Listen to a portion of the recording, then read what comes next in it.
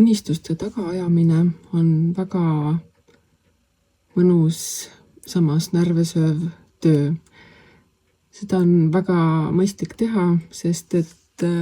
mida kaugemad või mida suuremad unistused on, seda rohkem on sul tegevust ja huvi võib-olla sellega tegeleda, nende tagaajamisega või nende tagaajamine on vale sõna, pigem ellu toomisega. Võta kätte ja pane kõik oma nii-öelda vabad vahendid selle unistuste loomiseks. Ja sul peaks neid vabasid vahendid olema, kui sa oskad vaadata seda, kuidas oma rahaga võimalikult otstarbekalt ümber käia. Ja samas see ei pruugi tähendada ka ainult rahalisi vahendeid, on võimalik ka leida nii-öelda mitterahalisi vahendeid selleks, et oma unistusi teoks teha. Paiguta mõned tegevused ümber, leia aega ning selle aja leidmisega sa võid vabastada mõningaid muid vahendeid selleks, et oma unistusi ellu tuua. Nii et mõtle selle peale, et kuidas on kõige mõistlikum tegutseda selle suunas, mida sa saavutada tahad ning selle tegutsemisega sa saad iga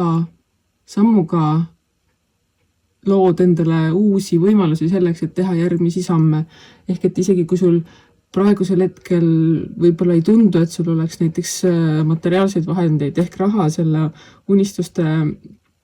loomiseks, siis iga pisikene samm selle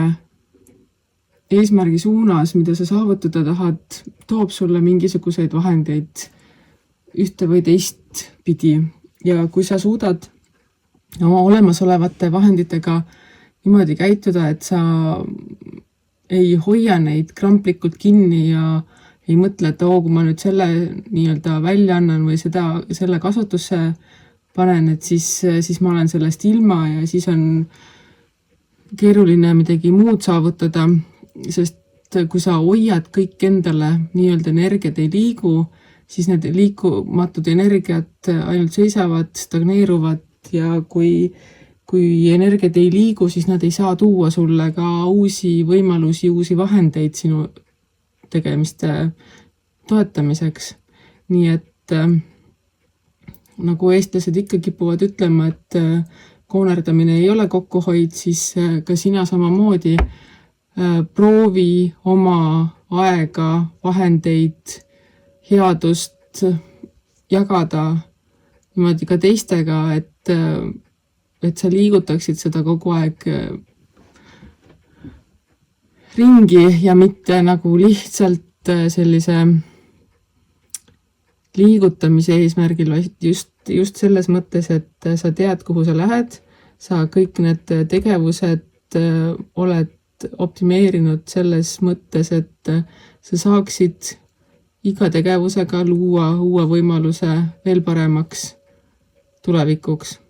Ehk et optimeerimine ei pea tähendama seda, et sa paned endale silmaklapid pähe ja lähed tuima näoga ainult oma unistusi püüdma või ellu tooma, vaid ka kõikide teiste tegevuste sees on sul nii-öelda kuklas teadmine, et sa teed neid asju selleks, et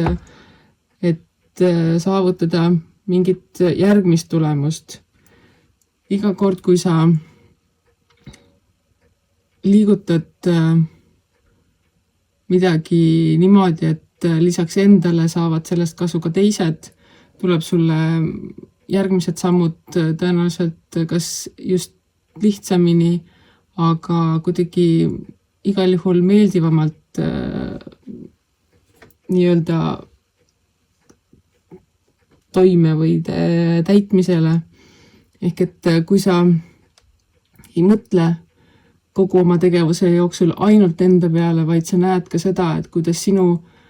tegevused toetavad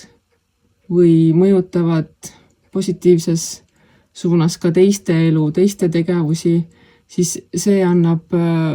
sinu tegevustele veel lisaenergiat juurde ning selle alusel või selle abil saame me luua tulevikuks palju parema maailma, kui meil oli võib-olla eile või kui meil on täna. Nii et iga tegemine ei pea lähtuma ainult omaenda egoistlikust tahtmisest, vaid lisaks sellele, et sa tahad endale head, sa tead ka, et kõik see, mida sa teed või tahad, toob ka kellelegi teisele kasu mingil moel, siis see aitabki meie maailma paremaks muuta ning mis meil ikka paremat kui teistega arvestada ning usaldada elu.